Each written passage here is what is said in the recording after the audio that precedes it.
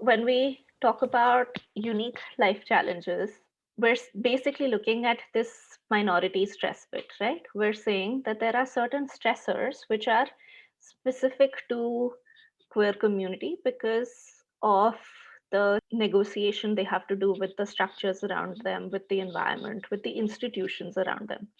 So again, for example, I am going for my first job, and if I go for my first job, I am not sure if I can let my partner, who may identify as the same gender as me, come drop me, right?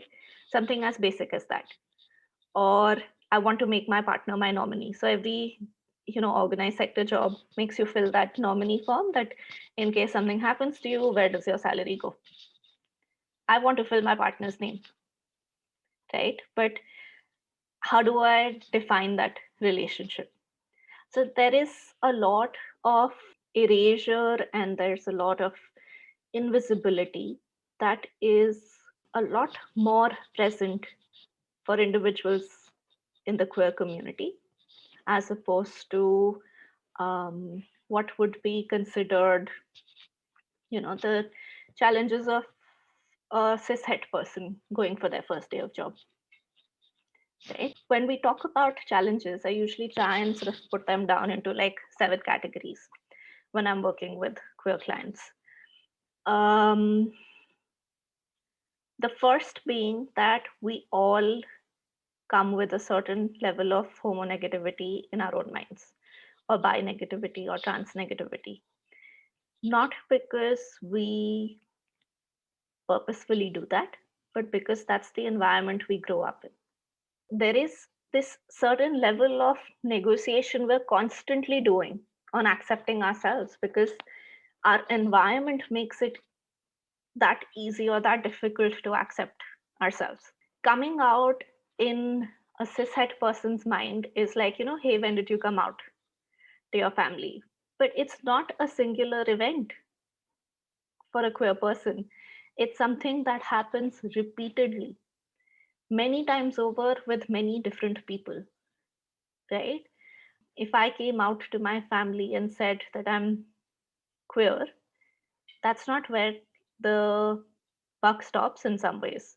When I make a new friend, there is some point at which I have to come out to that new friend for that to feel like a genuine connection.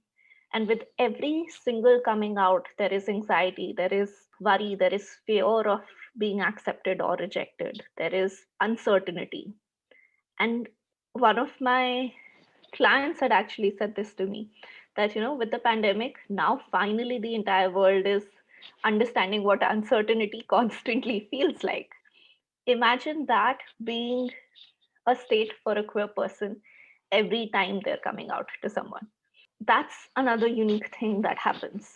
Another thing that happens is that, we're so there's so much emphasis on heteronormative scripts. There's, like sort of like what Bollywood movies say, like 18 pe school, 21 pe college, 25 pe shadi, 30 pe bacche sort of a concept. That's not how queer lives work because that's not the sort of agency that they've had. I may have my first relationship at the age of 45 because that's when I was actually able to come out and say that, okay, this is how I feel and this is who I am.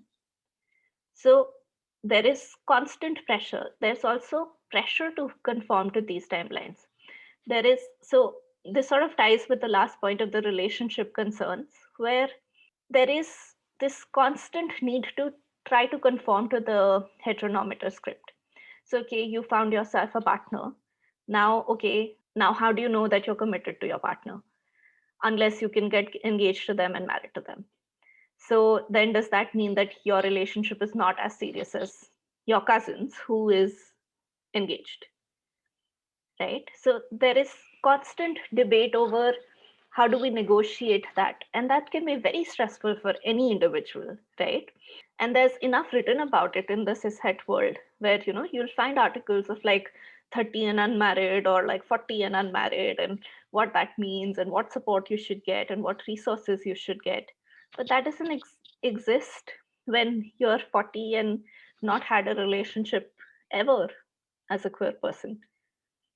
So the constant focus keeps coming back on, is there something wrong with me? Am I ever going to find somebody? Is this how life is going to be? And all of that can be very stressful. Um, Invisibility, to some extent, we already talked about this. A lot of concealment, a lot of erasure, um, a lot of purposeful and non purposeful ways in which others negate other people's identities.